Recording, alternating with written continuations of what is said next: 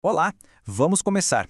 Hoje a gente vai mergulhar fundo em como retomar o controle da nossa atenção, sabe? No mundo que parece que foi desenhado para nos distrair o tempo todo. A ideia aqui é sair com um plano prático para construir uma verdadeira fortaleza mental e, claro, proteger nossos objetivos. E tudo, absolutamente tudo, começa com essa ideia aqui. É simples, mas é poderosa. Foco é dizer não. Essa frase, ela é a chave para tudo que a gente vai conversar. É a ferramenta principal para proteger nosso tempo e, no fim das contas, os nossos sonhos. A nossa jornada hoje está dividida em 5 partes, beleza? Primeiro, vamos entender onde a gente está pisando. A guerra pela nossa atenção. Depois, vamos olhar para dentro e identificar os inimigos internos. Aí, a gente descobre nossa arma secreta, aprende a construir nossas defesas e, por último, como lidar com as pressões que vêm de fora. Então, vamos lá, primeira parte. A gente precisa entender o campo de batalha. O mundo de hoje, ele vive numa disputa constante pelo nosso foco. E a atenção, bom, ela se tornou o bem mais valioso e, ao mesmo tempo, o mais raro que existe. Ok, mas o que é foco, exatamente? Pensa assim, é ter uma visão super clara, nítida, de um objetivo. E o inimigo número 1 do foco é a distração. Ela nos joga no que os especialistas chamam de pobreza de atenção, que é basicamente um estado mental tão quebrado, tão fragmentado, que impede a gente de se aprofundar em qualquer coisa de verdade. E aqui está o custo real de uma distraçãozinha boba. Uma olhada no celular, uma notificação piscando e pronto. Acabou a mágica. As pesquisas mostram que o cérebro leva de 7 a 12 minutos para voltar ao estado de concentração total. Agora imagina o impacto disso ao longo de um dia inteiro. É simplesmente devastador. Bom, já entendemos as ameaças que vêm de fora, né? Agora o papo é mais sério. Vamos olhar para dentro. Porque muitas vezes os maiores sabotadores dos nossos sonhos não estão no celular. Eles estão na nossa própria cabeça. Primeiro de tudo, é fundamental entender a diferença entre um simples atraso e a procrastinação. Um atraso é um evento, acontece. Agora, a procrastinação, ela é uma decisão, é um hábito, e um hábito crônico. Ela vem lá das nossas raízes evolutivas, ligada à impulsividade, ao medo, e os estragos que ela faz na nossa vida podem ser gigantescos. E a procrastinação, coitada, ela nunca vem sozinha, ela traz uns amigos bem chatos. Tipo o perfeccionismo, que nada mais é do que o medo de ser julgado, só que fantasiado de qualidade. Ela traz também aqueles pensamentos negativos em looping, sabe? É um mecanismo de defesa antigo que hoje só serve para paralisar a gente. E tem até a tal da positividade tóxica, aquela ideia de que a gente tem que ignorar as emoções ruins, o que, ironicamente, só dá mais força para elas. E quando a gente leva uma rasteira da vida, tipo um projeto que deu tudo errado, o nosso cérebro passa por um processo muito parecido com o luto. Primeiro vem a negação, depois raiva, barganha, tristeza e só então a aceitação. E aqui está o pulo do gato. Aceitar não é se render, não é derrota. É olhar para o que aconteceu, aprender com o erro e fazer de tudo para que ele não se repita. É isso que é crescimento de verdade.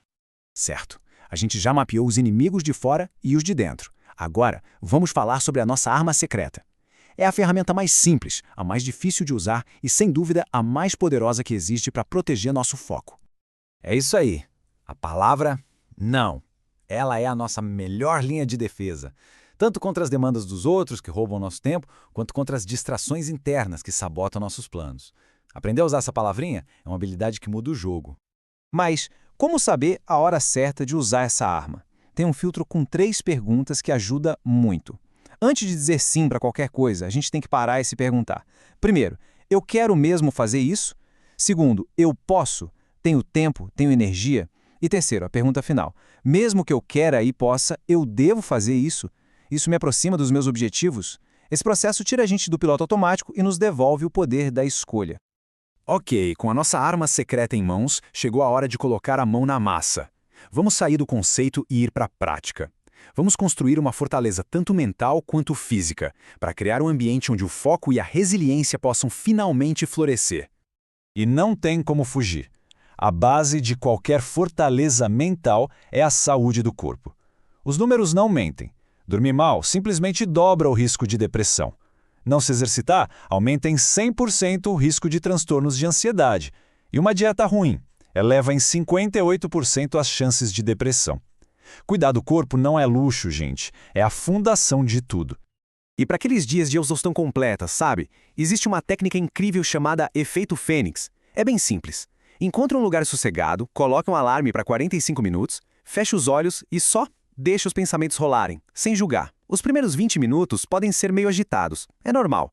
Mas se a gente insiste, depois o cérebro se acalma e entra no modo de recarga que pode dar até 3 horas de foco novinho em folha. É um verdadeiro reset para a mente. E o que fazer com aqueles pensamentos aleatórios que aparecem bem na hora do trabalho focado? A dica é usar a gaveta mental. Pode ser um caderno de verdade ou só um lugar na sua imaginação. Apareceu um pensamento que não tem nada a ver, anota ele ali. Ou guarda na gaveta com a promessa de que vai dar atenção para ele depois. Isso libera a mente para se concentrar no que importa agora. Chegamos na última peça do nosso quebra-cabeça. A gente já fortaleceu o lado de dentro, agora precisa aprender a lidar com as pressões de fora. Especialmente com aquelas pessoas que, de propósito ou não, acabam drenando nosso foco e nossa energia. Primeiro passo, identificar os relacionamentos que fazem mal. Pessoas que sugam nossa energia geralmente têm algumas coisas em comum. Nunca estão satisfeitas, nunca assumem a culpa de nada, vivem criticando, mas o sinal mais claro de todos, o mais importante, é como a gente se sente depois de interagir com elas. Exaustos, ansiosos, para baixo.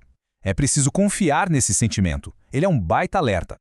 E como lidar com essas situações? Bom, aqui tem um kit de ferramentas. A primeira é estabelecer limites claros. Se precisar, afaste-se. Isso não é maldade, é autocuidado.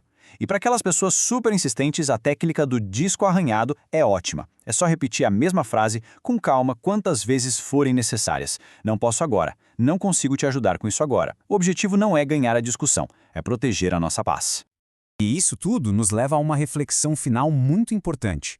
Muitas vezes, a gente sente um desconforto em alguma situação e pensa que o problema é nosso, que é um fracasso. Mas e se a gente virasse essa perspectiva? E se o desconforto não for um sinal de fraqueza, mas sim de crescimento? Um sinal de que a gente evoluiu e talvez simplesmente não caiba mais naquele lugar. E para fechar, a gente termina com uma pergunta bem direta, bem pessoal. Depois de tudo isso que a gente viu, desde a guerra pela atenção até construir nossa fortaleza interior, qual é o primeiro não, o mais importante que precisa ser dito para proteger aquilo que é mais valioso? A reflexão começa agora.